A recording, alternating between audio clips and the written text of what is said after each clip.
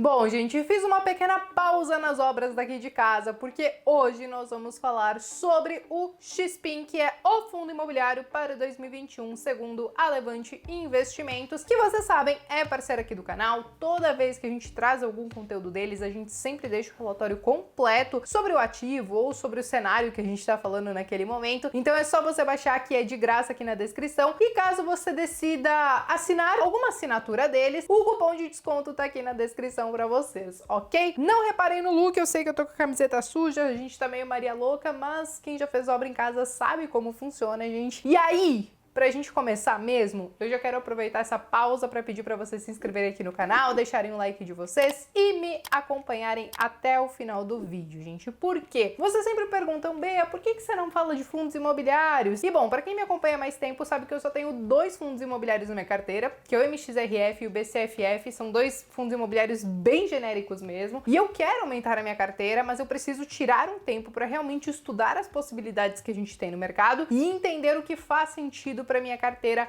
ou não. E aí, no meio dessa estudança, gente, de fundos imobiliários, eu bati lá na porta da Levante e pedi, gente, vocês têm algum conteúdo de fundos imobiliários? Porque as pessoas aqui do canal estão pedindo bastante pra gente falar sobre isso. E eu confesso que às vezes eu fico muito mais estudando as empresas, quando chega aí os resultados do terceiro trimestre de 2020, a gente fica tão em cima disso que às vezes a gente esquece dos fundos imobiliários e que eles podem ser sim uma excelente fonte de renda passiva, principalmente para quem pensa nessa renda passiva mensalmente. E aí, gente, vamos primeiro falar um pouquinho do cenário do que aconteceu nesse 2020, porque eu já quero compartilhar essa imagem aqui com vocês, que é o retorno acumulado dos fundos imobiliários, né? Isso, claro, considerando o setor, né? O segmento que cada fundo imobiliário atua, de 2 de janeiro de 2020 até 30 de outubro de 2020. E o que a gente pode ver com esse gráfico aqui? Que os fundos de shoppings e as lajes corporativas, elas acabaram sofrendo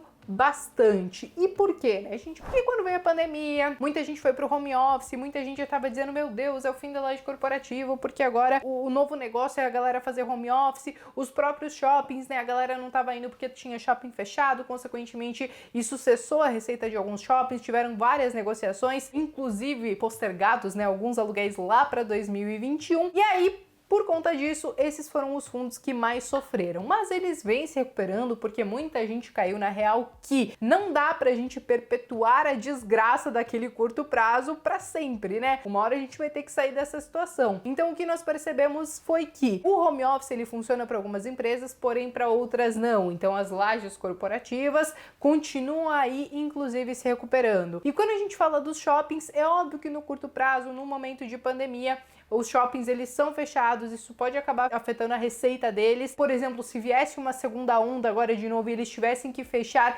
eles já estão muito mais preparados com toda aquela questão de drive-thru, com e-commerce, que muitos acabaram se mexendo ali na primeira onda do coronavírus. Então, assim, no curto prazo, às vezes parece que é uma desgraça, mas não dá pra gente perpetuar isso, porque uma hora a gente tem que achar uma luz no fim do túnel e acabar se recuperando. Beleza, falei desses fundos imobiliários que foram os que mais sofreram durante esse ano, né? Mas já estão se recuperando. Agora, existe uma classe de fundos imobiliários que eu diria que seriam muito mais voltado para logística, como os galpões logísticos, que esses são fundos imobiliários considerados aí os mais seguros, vamos dizer assim. Porque é claro que as empresas elas têm que continuar funcionando. Quando a gente fala de galpão logístico, toda a parte de armazenamento e tudo mais, isso segue funcionando. Eventualmente, num momento ali maior de crise, isso pode reduzir um pouquinho, mas ainda assim são impactos um pouco menores do que, por exemplo, lajes corporativas e fundos imobiliários. E é aí que a gente começa a entrar, gente, no fundo imobiliário de 2021,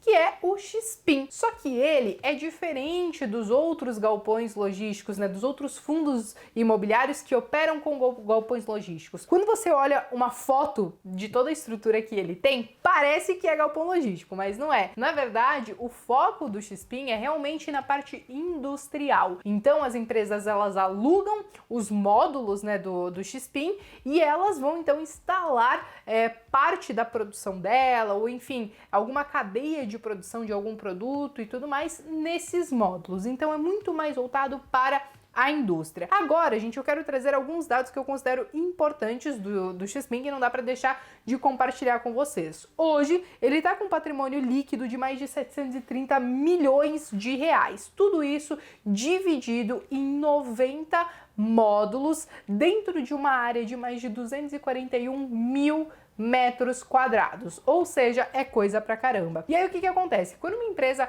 ela decide entrar em algum módulo, né, do Xpeng, então no fim das contas ela vai estar alugando espaço para colocar lá a cadeia de produção dela, mas ela também vai ter todo o atendimento para a parte de funcionário, seja de transporte, seja de refeitório. Então você vai ter uma estrutura completa para exercer as suas atividades ali. É claro que o fundo ele também pode operar com galpões logísticos para aquela simples armazenagem, mas não é o foco, né? E aí quais que são os dois principais pontos fortes que eu considero para este fundo imobiliário? Primeiro, é a própria localização. Então, se vocês derem uma olhadinha nesse mapa aqui, talvez só esse mapa aqui, assim, aproximado, não diga muita coisa. Mas o fundo, gente, na verdade, as unidades, os módulos logísticos, eles estão muito bem localizados ali como se fosse uma bifurcação, onde você tem acesso do Porto Santos, de São Paulo e, enfim, você tem fácil acesso de vários cantos. Então, ele tem uma localização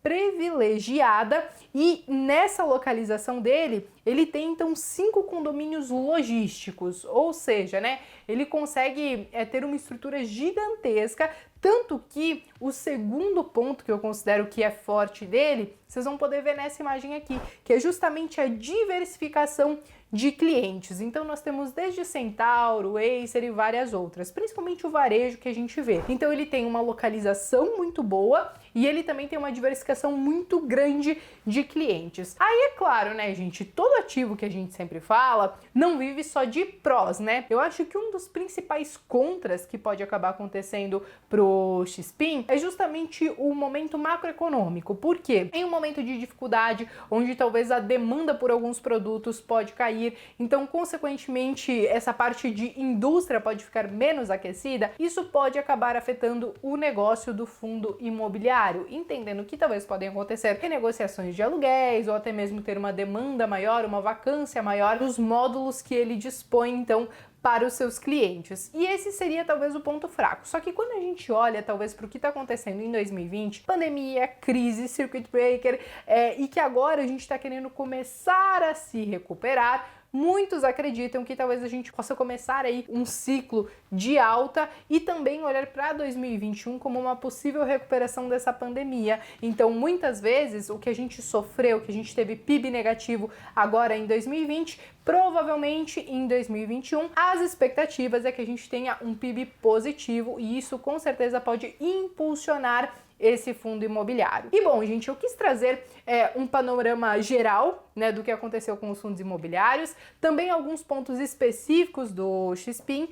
Porém, se vocês olharem aqui no relatório que a Levante está deixando para vocês, tem inclusive a recomendação de vocês comprarem esse fundo imobiliário com o preço teto. Então, deem uma olhada, realmente estudem antes de decidir colocar ou não na carteira de vocês, porque não é só porque a gente vem aqui e dá uma recomendação para vocês que vocês vão sair colocando aí de olhos fechados. Vocês realmente precisam estudar e entender se isso faz sentido e cabe dentro da sua carteira. Agora, gente, duas últimas informações que eu considero relevantes e que eu já estava quase esquecendo de passar para vocês. Primeiro, dividend yield. Então, hoje o Xpeng ele apresenta um dividend yield dos últimos 12 meses de 6,29%, o que eu considero positivo, porque se a gente está tomando risco na renda variável, nós temos que ganhar um prêmio aí bem acima da nossa renda fixa. E quando a gente fala do preço pelo valor patrimonial, para a gente entender se esse fundo tá caro, se ele tá barato, então ele está sendo negociado a 1,04 vezes. Não tá nem tão barato, mas também não tá